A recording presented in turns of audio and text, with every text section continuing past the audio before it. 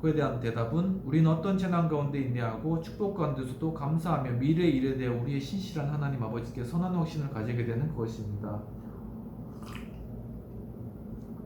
어떤 피조물이라도 우리를 하나님의 사랑에서 갈라지게 할 수 없습니다. 왜냐하면 모든 피조물은 하나님의 뜻이 아니면 생동하거나 움직일 수 없도록 그의 장중에 놓여있기 때문입니다. 라는 것이 그에 대한 대답이 되겠습니다.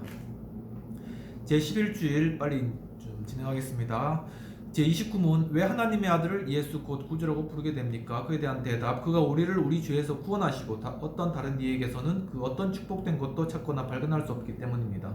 제30문 거룩한 성자들에게서나 자기 자신이나 혹은 그 어떤 다른 곳에서 축복과 구원을 찾는 자들도 예수를 유일한 구주이심을 믿는 것이라고 할 수 있습니까? 대답은 아닙니다. 그들은 구세주가 되신 그리스도를 행동해서 부인합니다. 그 이유는 예수가 완전한 구세주가 아니어야 하든지 이런 구세주를 그들이 참 믿음으로 받아들여서 그들이 복에 필요한 모든 것은 그에게서만 찾아야만 하는데 그렇게 하지 않기 때문입니다. 라는 것이 대답이었습니다. 제12주일 제31문 왜 그리스도 그를 기름 부음 의심을 받은 자라고 부르게 됩니까? 대답은 왜냐하면 그는 하나님 아버지로서 사명을 받고 성령께서 기름 부으심 인지심을 받아서 우리의 구원에 관한 하나님의 숨겨진 경륜과 뜻을 완전하게 우리에게 나타내시는 우리의 선지자시요 선생이 되시기 때문입니다. 또한 그는 그 몸으로 단 한 번의 희생제물이 됨으로써 우리에게 구원이 이루어지게 하시고 하나님 앞에서 항상 대신 기도하시는 우리의 유일한 대제사장이 되시기 때문입니다. 나아가 그의 영과 말씀으로써 우리를 다스리시고 얻어진 구원을 보호하시며 보존하시는 우리의 영원한 왕이 되시기 때문입니다. 라는 것이 그에 대한 대답이고요. 제32문 당신은 왜 그리스도인이라고 불려지게 됩니까? 안디옥에서 처음으로 이제 그리스도인이라고 불려졌죠. 그에 대한 대답은 왜냐하면 나는 그의 이름을 고백하며 나를 그에게 산 제물로 드리고 이 세상 생활에서 자유로운 양심으로서 죄와 사탄에 대항하며 그런 후에 영혼 가운데 모든 피조물 위에 그와 함께 다스리게 되도록 믿음을 통하여 그리스도의 한 지체로서 그의 기름 부으심에 참여하기 때문입니다. 라는 것이 그에 대한 대답이 되겠습니다. 지난 주일에는 하나님의 독생자 그리스도 주에 대해서 우리가 공부를 하였습니다. 제33문 우리가 모두 하나님의 자녀들인데 왜 그 예수를 하나님의 독생하신 아들이라고 부르게 됩니까? 라는 질문을 하였고 왜냐하면 그 그리스도가 홀로 하나님의 영원한 본래의 아들이시기 때문이며 우리는 그로 말미암아 은혜를 따라 하나님의 자녀로 받아들여졌기 때문입니다라는 것이에 대한 대답이 되겠습니다. 그리고 제33문 왜 당신은 그 예수를 우리의 주님이라고 부릅니까? 라는 그러한 질문에서 왜냐하면 그는 우리 몸과 영혼을 죄와 사탄의 모든 지배로부터 금과 은으로 사서 구원시킨 것이 아니라 그의 보배로운 피로써 자기의 것으로 사주시고 우리를 구원시켜 주셨기 때문입니다. 라는 그러한 대답이 되겠습니다. 그래서 지난주에 잠깐 이제 또 제 이야기를 좀 하자면은 지난주에 이제 좀 출장에 있어서 이제 팀원들과 이렇게 갔다 온 길에 이제 이런 말을 했습니다. 이제 제가 석사를 또 이제 MBA에서 했는데 제 이제 논문이 우리 교수님께서 굉장히 도와주셔가지고 이 변혁적 리더십에 관한 그런 논문을 썼습니다. 그러면서 이제 그 변혁적 리더십이 비윤리적 친조직 행위에 미치는 영향이라는 논문인데 그 논문에서 이렇게 논문 결과가 이렇게 팀원을 이렇게 쪼거나 아니면 성과를 매우 이렇게 강요했을 때는 바로 그런 위법한 행위를 회사를 위해 위법한 행위를 저지르게 된다는 것이 그 결론이라고 이야기하면서 너무 이렇게 팀원을 쪼거나면 안 된다 이제 스스로에게 이제 얘기를 하는 거죠. 그러니까 팀원들이 막 웃던데 바로 오늘 이렇게 말씀과 같이 정말 우리에게 참된 그러한 예수 그리스도라는 우리의 주님이 우리에게 다가오시면 이 세상의 그러한 주관자이신 사탄 마귀는 물러나게 되는 것입니다. 그렇기 때문에 우리가 우리에게 주어진 많은 일들과 여러 부담스러운 그러한 많은 것들로 인하여서 마음 가운데 많이 힘든 이유 자체가 바로 이 세상의 염려와 이생의 자랑과 안목의 자랑과 육체의 정욕과 안목의 정욕과 이생의 자랑 바로 이것들 때문에 우리가 죽지 못해서 사망에 매여 종노릇하는 그런 삶을 살아가고 있는 것입니다. 그런데 참으로 예수 그리스도를 영접하면은 바로 우리의 주인이 그 순간에 주님이 되시기 때문에 이제 우리가 이 세상의 죄와 그 짐으로부터 자유함을 누리고 바로 우리 십자가를 지고 바로 우리가 예수님을 따라감으로 마음 가운데 참 평안을 얻을 수 있다는 것입니다. 그래서 예수님께서는 이렇게 말씀하셨습니다. 수고하고 무거운 짐진 자들아 다 내게로 오라. 내가 너희를 쉬게 하리라. 나는 마음이 온유하고 겸손하니 나의 멍에를 메고 내게 배우라. 그리하면 너희 마음이 쉼을 얻으리라. 우리의 멍에를 다 벗어버리는 것이 우리가 쉬는 것이 아니라 바로 주님의 멍에를 우리가 매는 것이 우리에게 참 평안을 주는 그러한 것이 되는 것입니다. 그렇다면 이제 오늘 드디어 제14주일 그리스도의 잉태와 탄생에 관한 제35에서 제36문의 내용을 다뤄보도록 하겠습니다. 제35문은 그가 성령으로 잉태되고 동정녀 마리아에게서 태어났다고 하는 것은 무엇을 뜻합니까? 잠깐만요. 그것은 참되고 영원하신 하나님으로 계시는 영원한 하나님의 아들이 동정녀 마리아의 살과 피로부터 참 인간의 본성을 성령의 작용을 통하여 받아 참된 다윗의 자손이 되셔서 그의 형제들과 동일하게 되셨을 때 죄는 없으시니다 라는 것이 이에 대한 대답이 되겠습니다. 이에 대한 근거 구절로는 요한복음 1장 1절 태초에 말씀이 계시니라 이 말씀이 하나님과 함께 계셨으니 이 말씀은 곧 하나님이시니라 로마서 1장 3, 4절 그의 아들에 관하여 말하면 육신으로는 다윗의 혈통에서 나셨고 성결의 영으로는 죽은 자들 가운데서 부활하사 능력으로 하나님의 아들로 선포되셨으니 곧 우리 주 예수 그리스도시라. 갈라디아서 4장 4절 때가 참에 하나님이 그 아들을 보내사 여자에게서 나게 하시고 율법 아래 나게 하신 것은. 그리고 제36문 당신은 그리스도의 거룩한 잉태와 탄생으로부터 어떠한 유익을 얻게 됩니까? 그에 대한 대답은 우리의 중보자가 되시고 자기의 순결함과 완전한 거룩함으로 내가 빠져있는 죄를 하나님 앞에 덮어주십니다 라는 것이 그에 대한 대답이 되겠습니다. 이에 대한 그런 말씀으로는 히브리서 2장 16, 17절 이는 확실히 천사들을 붙들어 주려 하심이 아니라 오직 아브라함의 자손을 붙들어 주려 하심이라. 그러므로 그가 범사의 형제들과 같이 되심이 마땅하도다. 이는 하나님의 일에 자비하고 신실한 대제사장이 되어 백성의 죄를 속량하려 하심이니라. 시편 32편 1절 허물의 사함을 받고 자신의 죄가 가려진 자는 복이 있도다. 고린도전서 1장 30절 너희는 하나님으로부터 나서 그리스도 예수 안에 있고 예수는 하나님으로부터 나와서 우리에게 지혜와 의로움과 거룩함과 구원함이 되셨으니. 거기에 대한 해설을 잠깐 읽어보도록 하겠습니다. 제35에서 제36문은 그리스도의 잉태와 탄생에 대하여 다루었습니다. 예수님의 탄생은 성령의 직접적인 활동에 의하여 남자의 씨와 실체가 없이 특별한 방법으로 그리스도께서 동정녀의 뱃속에 잉태되셨으며 하나님이 자연 속에서 세우신 질서와는 달리 그의 인성이 그의 어머니로부터 형성되었음을 뜻합니다. 이와 같은 그리스도의 탄생은 성령께서 거룩하게 하사 원죄가 그 형성에 연루되지 않게 하신 것입니다. 그것은 말씀 곧 하나님의 아들이 죄에 오염된 인간이 자연적인 본성을 취한다는 것이 합당하지 않기 때문이며 또한 예수가 인류의 죄를 담당하기 위한 순수한 희생제물이 되어야 했기 때문입니다. 그의 순결로 다른 이들을 거룩하게 하기 위함이며 아들의 말씀이 진리임을 우리가 알도록 하기 위함이었습니다. 무엇보다 동정녀 마리아에게서 나신 것은 선지자 예언대로 이루어져야 했기 때문입니다. 그렇게 될 때에만 그는 죄 없으신 대제사장이 될 수 있었으며 영적 중생의 모형이 될 수 있었던 것입니다. 그리스도의 거룩한 잉태와 탄생은 이제 모든 믿는 자들에게 두 가지 유익을 주기 위함입니다. 첫째는 그리스도는 우리의 중보자라는 것을 마음에 확증하는 일이며 또한 둘째 우리는 그를 통하여 하나님 앞에서 의롭다함을 얻게 되는 위로입니다.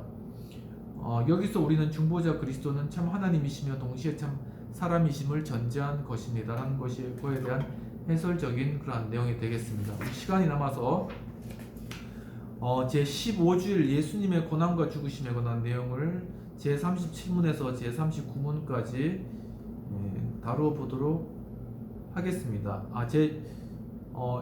지난주가 제14주일 예수 그리스도 동정녀의 탄생까지 그리스도의 잉태와 탄생까지를 지난주에 다루었네요.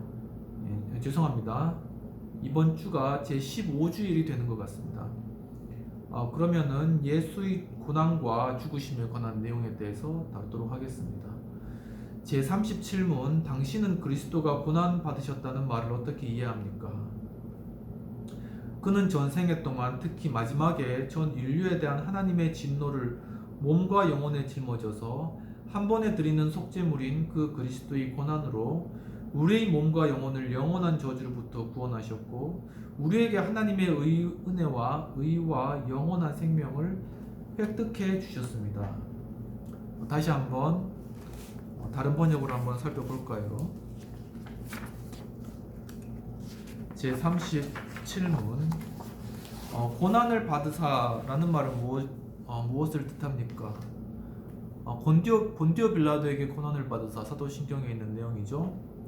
예수님께서 전생애를 통해 특히 그의 마지막 순간에 전 인류의 죄에 대한 하나님의 진노를 친히 몸과 영혼으로 받으셨다는 것입니다. 그리스도의 고난은 우리의 몸과 영혼을 영원한 정죄로부터 해방시켜서 하나님의 은혜와 의와 영생을 주시기 위한 유일한 구속 제사이셨습니다.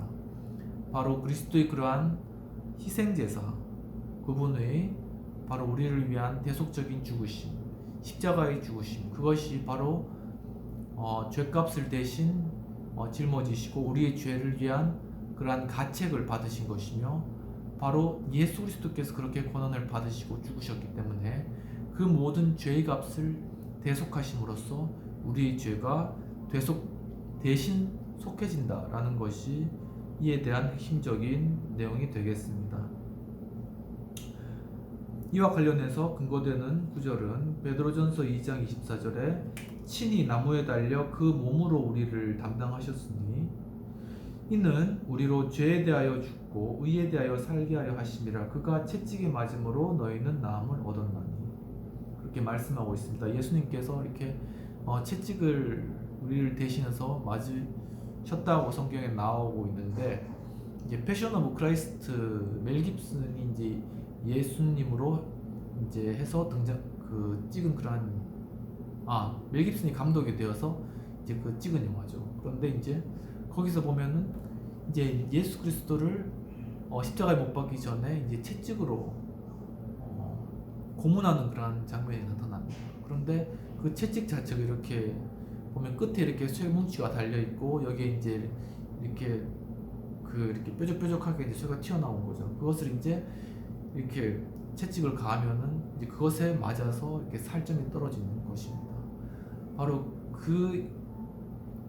그러한 것은 곧 바로 예수님께서 바로 6월절 만찬 때 이것은 곧 내 몸이라 그렇게 말씀하시며 그 떡을 떼어 주시는 것과 관련이 있습니다. 그리고 또한 예수님께서 바리새인과 사두개인과 여러 사람 앞에서 내가 너희를 위해서 내 자신을 바로 내가 하늘로부터 내려온 떡이니 바로 이 떡을 먹는 자만이 영생을 받는다 하였을 때 바로 그 떡이라는 것이 바로 그 찢기신 예수 그리스도의 몸이 되는 것입니다.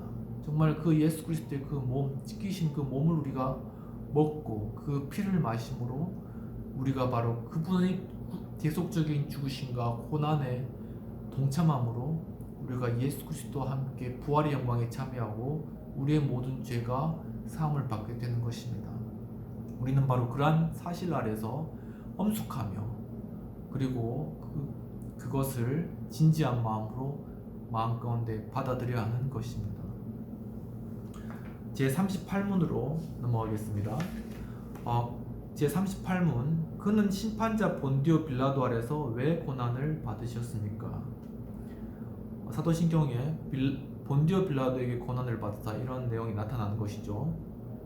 그에 대한 대답으로 그가 죄 없이 세상의 심판자 아래서 저주받게 된 것은 우리 위에 선고되어야 했던 엄격한 하나님의 심판으로부터 우리를 구원하기 위해서였습니다. 그러니까 본디오 빌라도가 이 세상의 심판자가 되어서 예수 그리스도를 죄인으로서 사형에 정죄함으로 말미암아 예수 그리스도께서 이 세상 권세에 따라 그 모든 죄값을 담당하시고 그 사형 판결로 인하여서 정말 십자가에서 그 형을 그 몸으로 그리고 예수 그리스도의 목숨으로 대신하셨던 것입니다. 그렇기 때문에 이 세상 권세가 바로 예수 그리스도의 대속적인 죽으심, 그분의 고난당하심과 또한 사형받으심과 사형의 집행을 통하여서 이 세상 권세에 따른 정죄가 모두 만족되었고 사라진 것입니다. 그래서 바로 그 예수 그리스도와 연합된 우리는 더 이상 이 세상 권세 그리고 이 공중 권세를 가진 사탄 마귀의 세력, 바로 그 사탄의 정죄, 이 세상의 정죄로부터 온전한 죄값을 치른 것이며, 그러므로 말미암아 온전하게 되어서 깨끗하게 되어서 이제는 그 죄의 대속함을 받고 이 세상의 정죄로부터 자유함을 얻게 된 것이라고 할 수 있겠습니다. 제39문은 예수가 십자가에 죽으신 것은 그가 다른 죽음으로 죽으신 것보다 더 값진 것입니까? 라는 그러한 질문입니다. 예수께서 이렇게 달리셨을 때 옆에 있던 강도들이 있었죠. 그런데 예수의 죽으심은 다른 그러한 강도들의 죽음이나 아니면 다른 일반인의 죽음보다 값진 것이냐? 거기에 대해서 그 대답은 그렇습니다. 그것을 통하여 나는 그의 십자가의 죽으심이 하나님으로부터 저주받은 것이기에 내 위에 놓였던 저주를 그가 짊어지셨다는 것을 확신합니다. 라는 것에 대한 대답이 되겠습니다. 네, 해설을 읽도록 하겠습니다. 제37에서 제39문 사이에 하이델베르크 요리 문답서는 그리스도의 고난의 의미와 빌라도에게 고난받은 이유와 십자가에 못 박히신 것의 특별한 의미 등에 대하여 질문을 던지고 합당한 대답을 제시하였습니다. 다시 정리해보면 그리스도의 고난은 그리스도의 낮아지심 또는 하나님의 뜻에 전적으로 순종하심을 뜻하는 것으로 우리를 위하여 그가 당하신 모든 비참, 연약함, 괴로움, 고통, 치욕 등을 포함합니다. 그는 인류의 죄를 대적하여 내리시는 하나님의 진노를 느끼셨고 감내하신 분이십니다. 예수님은 십자가의 고난의 짐을 지기 전에 고난의 감정을 다음과 같이 표현하기도 하셨습니다. 내 영혼이 매우 고민하여 죽게 되었나니 나의 하나님 어찌하여 나를 버리셨나이까. 그뿐 아니라 선지자 예언 가운데서도 우리는 메시아로서 그가 당할 고난이 어떠했음을 확인할 수 있습니다. 그는 실로 우리의 질고를 지고 우리의 슬픔을 당하였거늘 그가 찔림은 우리의 허물 때문이요 여호와께서 그에게 상함을 받게 하시기를 원하사. 그러면 그리스도가 당한 고난은 어떤 것들이었는가? 몇 가지 들어보면, 첫째, 우리의 죄 때문에 그가 누리셔야 했던 모든 선한 것들과 최고의 행복과 기쁨을 잃어버리는 고난. 둘째, 우리의 모든 본성의 연약함들인데 굶주리심과 목마르심, 피로와 슬픔과 괴로움을 당하심 등입니다. 셋째, 모욕과 치욕과 비방 중상, 조롱, 시기, 신성모독, 거부, 배척당함 등. 넷째, 마귀에게 시험받으심. 다섯째, 십자가의 죽으심 등입니다. 빌라도에게서 고난을 받으신 뜻은 역시 하나님의 죄에 대한 심판에서 우리를 구원하기 위함 때문입니다. 그러나 그 당시 이스라엘 지역의 통치자였던 빌라도의 개입을 통하여 그리스도가 역사적으로 고난을 받으심을 확인하는 의미와 재판에서 그리스도는 무죄했음에도 불구하고 죽음을 당하심으로 예언들의 성취를 이루시고 유대인들의 악행과 이방인들이 저지른 악행을 분명히 후대의 우리들이 분명히 알도록 하기 위함으로 판단됩니다. 그리스도가 십자가에 못 박히심의 특별한 의미는 역시 죄에 대한 하나님의 저주를 나타내 보이심이요 우리가 당한 저주를 그가 대신 당함으로써 확신을 갖게 하는 것으로 인지됩니다. 네, 오늘 15주일까지 내용을 마치고 다음 16주일 십자가의 죽음과 장사됨에 대해 공부하도록 하겠습니다. 기도하고 마치도록 하겠습니다. 하나님 아버지, 오늘 또한 하이델베르크 요리문답 제15주일까지의 내용을 공부할 수 있도록 이끌어 주시느를 감사합니다. 정말 예수 그리스도의 십자가에 당하신 고난이 곧 죄 없으시지만 완전하신 하나님이시며 인간으로서 우리의 죄를 대신 대속하시기 위하심이라는 그러한 사실을 깨닫게 해주신 주님, 참으로 저희들 마음 가운데 예수 그리스도의 고난 받으심과 또한 십자가에 달려 죽으신 그 고난이 엄숙하고도 진지함으로 다가오게 하시며 우리가 그 고난을 통하여서 구원받은 자로서 이제는 이 모든 세상 정죄로부터 자유함을 누리고 또한 예수 그리스도의 발자취를 따라 능히 그러한 주님의 십자가를 또한 함께 지고 정말 우리에게 주어진 십자가를 지고 주님을 따라가는 그러한 삶을 살아가게 인도하여 주시옵소서. 하나님 아버지, 또한 이렇게 함께 공부할 수 있는 또한 하우스 카페 이러한 자리를 허락해 주신 은혜를 감사하고 주님 이 공간을 더욱 축복하여 주셔서 참 많은 사람이 와서 서로 이야기하며 즐거움을 누리고 또한 정말 여러 정치, 사회, 경제, 문화에 대한 자유로운 토론과 또한 그 가운데 참 또한 좋은 교제들이 이루어지는 정말 하나님 기뻐하시는 그런 공간 될 수 있도록 주님 축복하시고 함께해 주시옵소서. 감사하고 이 모든 말씀 우리 주 예수님 이름으로 기도합나이다. 아멘. 장시간 시청해 주셔서 감사합니다. 다음 주에 제 16주일 십자가의 죽음과 장사됨에 대해서 함께 공부하겠습니다. 감사합니다.